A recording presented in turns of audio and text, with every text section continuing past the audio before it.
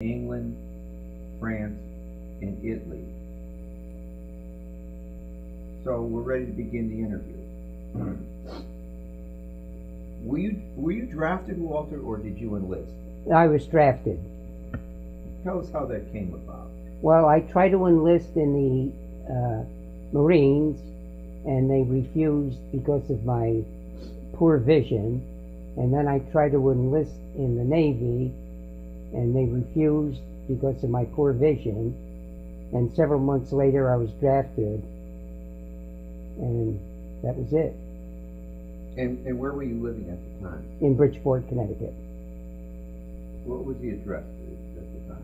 I lived at 413 East Main Street in Bridgeport. And so why did you join? I tried to join Why did you try to join? because I wanted to get into the service. I was anxious to do my part in the war effort, and I was anxious. So right after graduating high school, I tried to join both the Navy and the Air Force, the Navy and the Marines, but they wouldn't accept me because of my poor vision. And finally, several months after that, I was drafted, and they had taken me in the Air Force. Can you recall your first days in the service, what it was like? Oh yes, I enjoyed it. My basic training I did in Miami Beach, Florida, and it was like a vacation. We lived in hotels.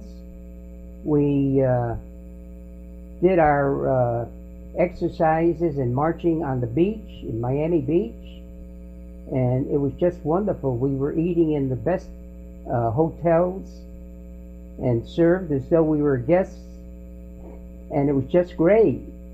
And we had very little additional duty outside of our basic training, and we enjoyed it very, very much. It was like a wonderful vacation.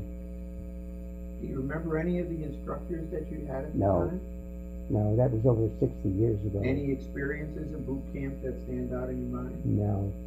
Well, we were living in a hotel, and it wasn't like living in a camp, and eating in restaurants and sleeping in beautiful places. 2 men to a room. We had our own showers. It was just great, absolutely great. So you, all in all, good experience. Yes, like a vacation. Now, you served in World War II, and tell us exactly, chronologically, where did you go during the course of your time in the service? Well, from basic training, we went through a number of different tests to see what we were qualified for the most. And apparently, they put me into parachute school, and I learned how to pack parachutes. We were transferred. I went to a place in Illinois, and that's where they taught us how to pack parachutes. And that's what my job was. Eventually, from there, they transferred me to a squadron, the 439th Troop Carrier Group, 93rd Squadron, and I was one of the parachute riggers. There were a number of us. Could you explain a little bit more detail? What's a parachute rigger? What do you mean by packing a chute? Chutes had to be packed and repacked every 60 days.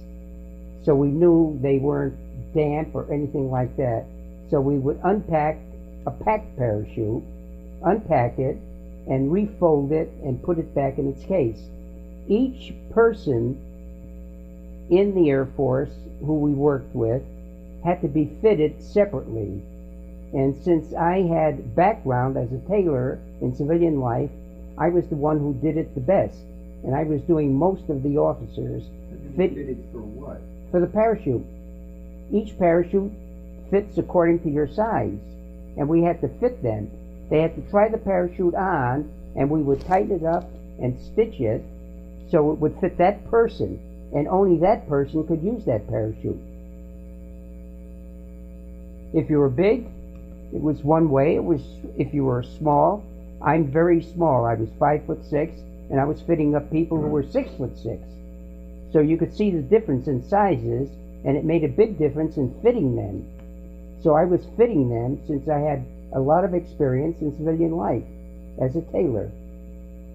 The part of it was sewing. the, We did a lot of sewing too, yeah.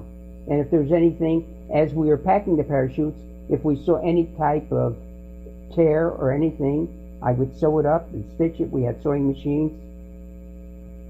And it was a very interesting kind of work. so did you end up in this because of your tailor background? Yes. I don't know why they would have put me in there otherwise. But you weren't in actual combat, No. correct? I saw no combat at all. Were there any casualties in your unit that you worked for? Or No. were they all? No. We used to fly the paratroopers. The troop carriers carried paratroopers. Like when we started in England, we used to fly them into France, and they would jump, and our airplanes would come back to England. So you weren't on the airplane when they jumped? No. You would be back in England? Right. So, did you ever jump out of the plane? No, no. We were not allowed to jump. Okay. So you packed uniforms for those who then subsequently jumped, like? Yes. Were they, for example, individuals who jumped in D-Day at Normandy? Did you pack the chutes for those people? We didn't pack them for the soldiers. The soldiers packed their own who jumped. They packed their own chutes. We packed them for our Air Force personnel who was flying them over. So in the event they had to jump from the airplane, they'd have their own parachute. It was only our people. The paratroopers were from different units, and we were just flying them over. So paratroopers packed their own Yes, parachute? yes. We packed them for our Air Force flying personnel from our unit. Okay. Did you any experiences in the service during the time that you were you said you went to England? Yeah. And to France? Yeah. Now explain how that happened. You first went to England? First went to England, and after the United States and our allies took over France, then we moved into France. We went to an airport in France, and we were stationed in France. So that would have been after 44 then? Yes, yes. I don't remember the exact time the Allies took over France, but that's when we moved into France. Do you remember where you were stationed? No, not in France. No, I don't remember. Did you ever get liberties in France? Oh, yes. Oh, yes. You know, we worked like we worked as civilians. We'd work, 5 days a week, packing parachutes, repacking parachutes, fixing and fitting up officers. And on weekends, we would have leave to go into, we used to go to Paris and places like that. And then from there you went to Italy, was it? Yes. We were in Italy for just a very short period. Again, doing the same thing? Yes. Memorable times or people that you met anywhere along the way, England, France, or? Oh, yes, we met a lot of people. Of course, I don't remember their names, but everyone was very, very sociable to the troops in Europe. They were very, very sociable. When you say anyone, you talk about civilian populations? Civilians, yes. What did you do for entertainment then during the times that you were when you were stationed there? Well, we used to go to the movies there, theaters, and of course we went to a lot of cocktail lounges, and we had it was almost like being a civilian. We enjoyed it very, very much. And I see you had some medals or citations. Can you just talk about those? What were they? Well, it's a good conduct, of course, and then I forgot what the other citations were for. Oh, that was at the European Theater. Yes, Ribbon. yeah. And a distinguished unit badge. Recall what that signifies. That has to do with your unit receiving a citation Yes. for doing our work and doing it well. Okay. And which, I assume you, because of the nature of what you did, you took it your work very seriously. Oh, yes. Because you had Oh, yes. lives in the balance. Yes, we were very serious about our work.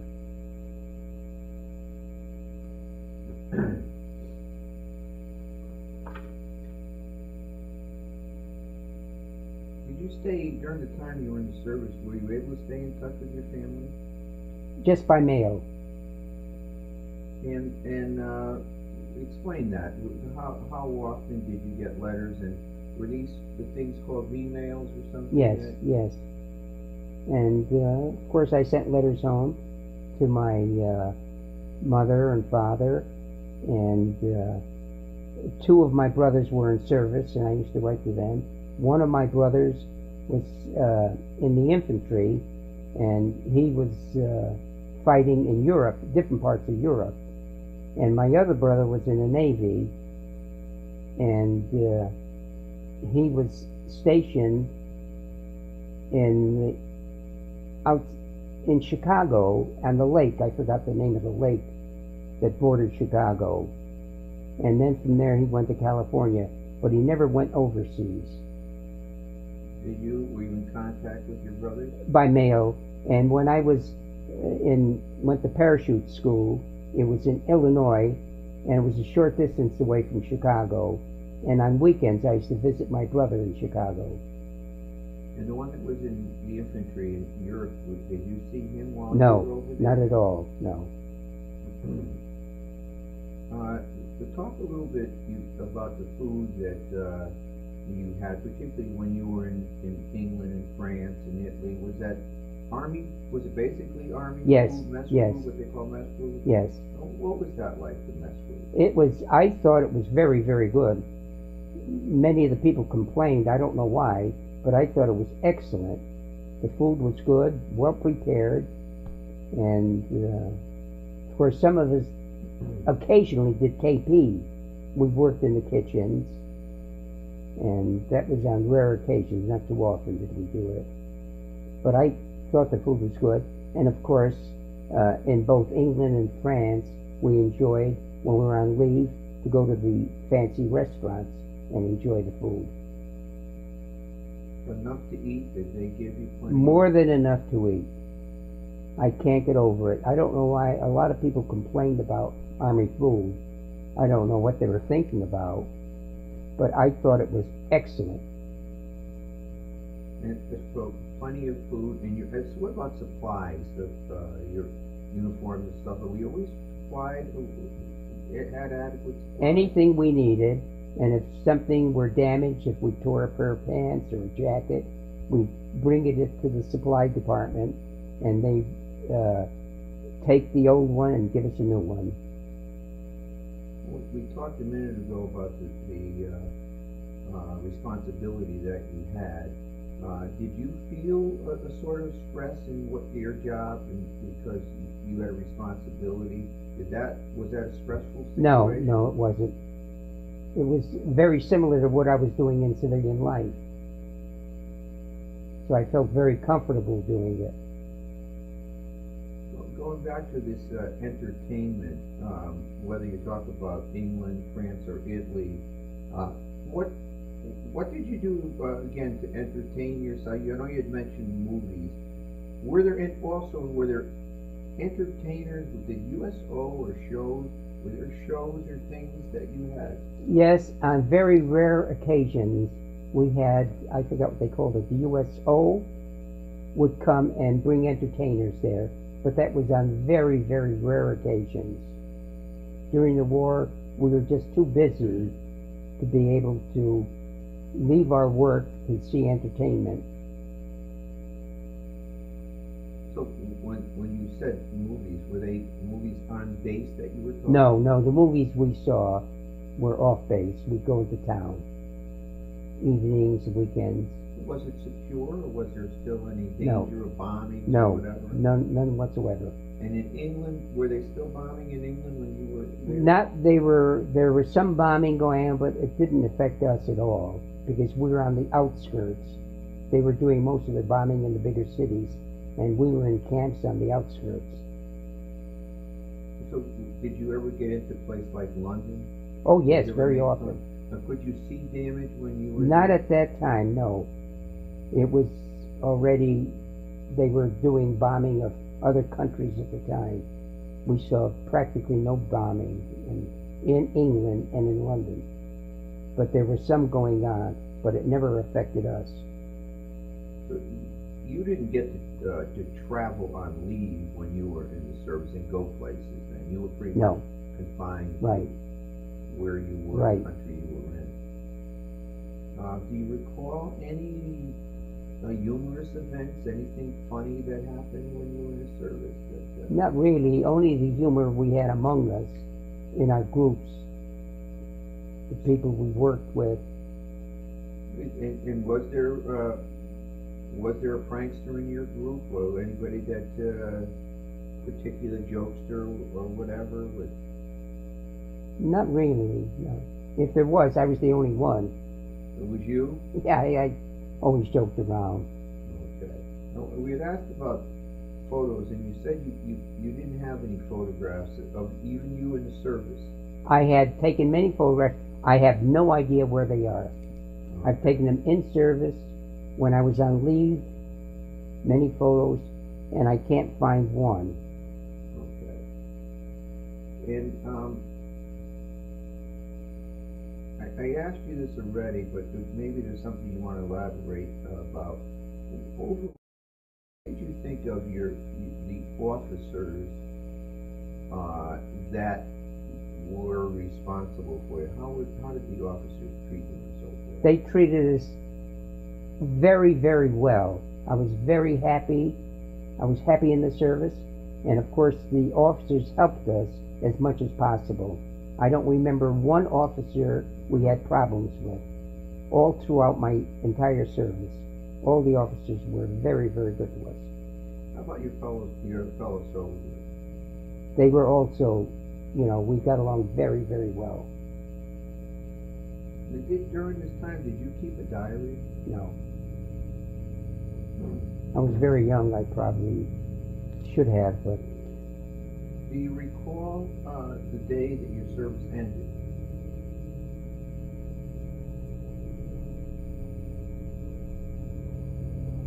not exactly. I remember the period where it was ending. Let Because- me rephrase the question. When the war ended, and that would have been, I believe, in May of 45? Something like that, yeah. Were you where were you stationed at that time? I was in England. We were back in England. So what was your reaction when you heard that the war, at least with Germany, had ended? We were very thrilled and happy about it because we knew we'd eventually be going home. And I had transferred into a service squadron, and I was supposedly in a very active squadron where we used to get points. The service squadron did not get the points that we did. I don't remember. What did points mean? What does that mean? It was, you would get so many points for every month for being in service, and we were in active service. The service squadrons were not considered active. So I got more points than the people I transferred to in the service squadron. As a result, when it came time for discharge, I was pulled out of the service squadron and one of the first to be discharged. Now, you weren't discharged until November of 45. So No, I was discharged before that. according to your records, It was in September. Wait a minute. According to your records, it says you were discharged on the 11th of September. Yes, I'm sorry, Yes. September 45. Yes. What did I say? November. No, September of 45. So the war had ended in May sometime. So now what were you doing between May and September? I was in the service squadron, not doing much of anything. We were still packing because our planes were still flying, not in action, but they were still flying. So we were still packing parachutes. And Of course, when it ended, So what was the climate like after the war ended? Did things... it wasn't much different for us because we never saw any action during the war. And after the war, it was pretty much the same. I see. And did you go to any of the places after the war was over where there were hostilities? Did you ever get to travel to any of it? Not really, because we were all waiting to see how soon we'd be going back to the States. Okay. So you never had any travel time where you were able to travel? Not after the war. We did a little bit of traveling during the war when we were on pass.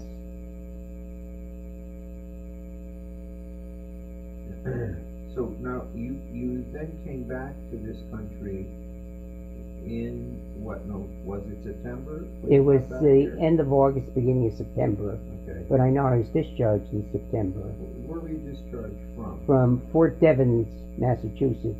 That's where I originally went when I was going into service. My first place was to Fort Devens, Massachusetts.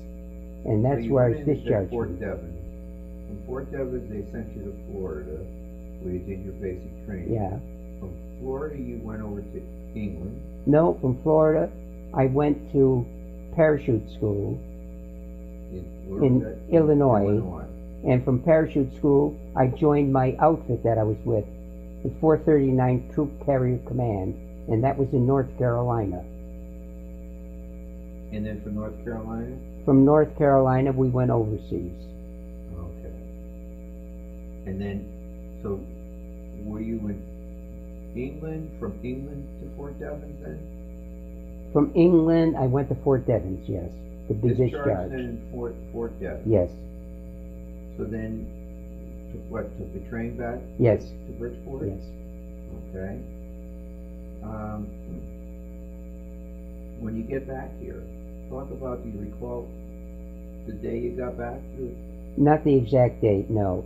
All I know is when I got back, my first thought was the government would pay for my college education. So I was looking, I went through a series of tests that they were giving veterans to see what they'd be most qualified for the rest of their lives. And they were doing that in Bridgeport. And I took a series of tests, and they said I'd be qualified to go to a teacher's school and study physical education. And that's what I did. Under the GI Bill? Yes. Not only was it paying for my tuition, but they gave us a certain amount of money for living expenses. That was the gift of God to us.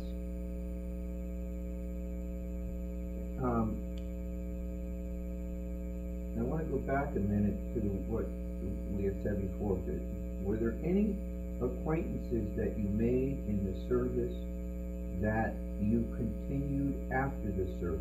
Were there any friends that you met that you were friends with after you got back? For a short period of time, but eventually, as we got married, we just separated from each other. Where were they? Where did they live? Any of them? Most of them lived in Connecticut, a few of them in Connecticut, and a couple in Massachusetts.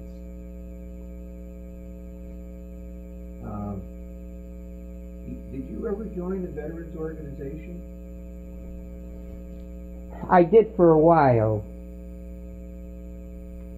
but I was so busy, with college, and after I finished college, I was teaching, and I was busy. Then I got married, raising a family, so I didn't seem to have the time to spend much time with organizations, not only veterans, but other organizations, between family and colleges and studying and teaching. I didn't have that kind of time. Let's talk about your career, what happened from school, what did you do? Can you get your speaker, where I don't see your speaker.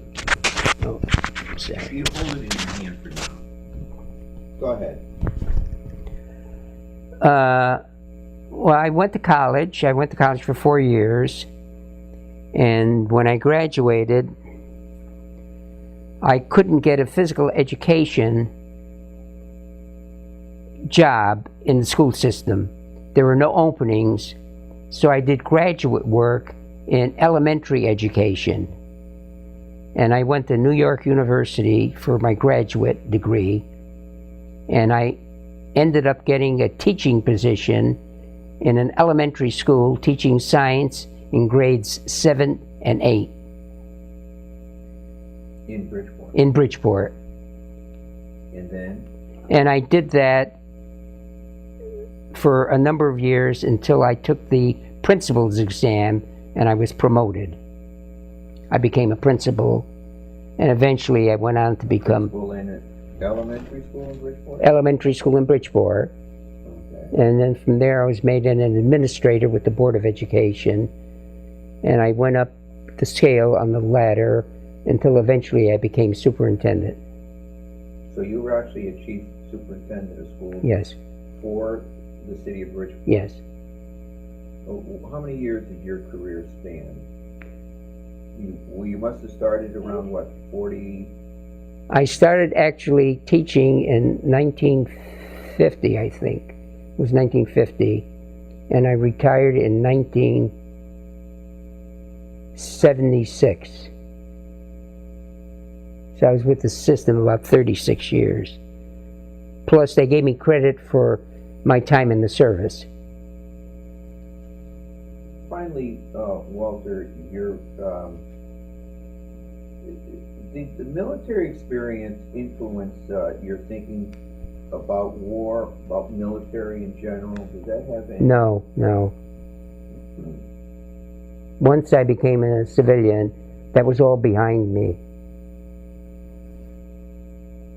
There was so much to look forward to with college and starting a new career and family and marriage and family and all that. Did you ever attend any reunions as far as your service group? Were there any service reunions that you ever went to? No.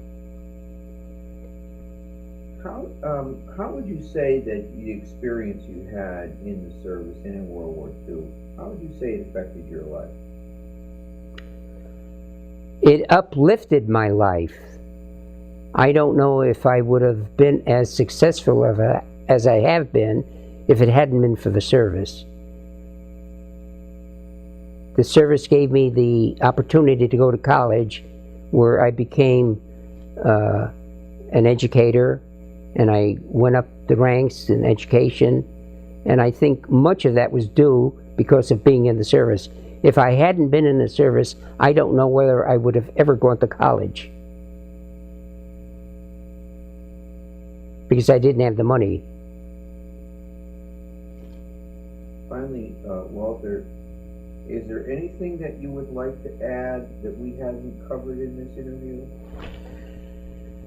Well, the fact I have some very, very fond memories of being in service, and I think it was an important part of my life, a very important part of my life, because it changed my whole life for me.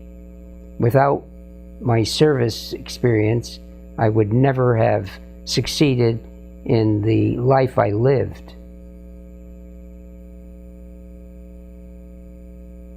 Walter, thank you very much for your time, and thank you for serving our country. Well, I enjoyed reviewing it because, you know, I don't spend that much time reviewing my past life, but I thought I had a very good life, and I think that's the result of being in service. As I said, if I hadn't been in service, I don't know what I'd end up doing for the rest of my life.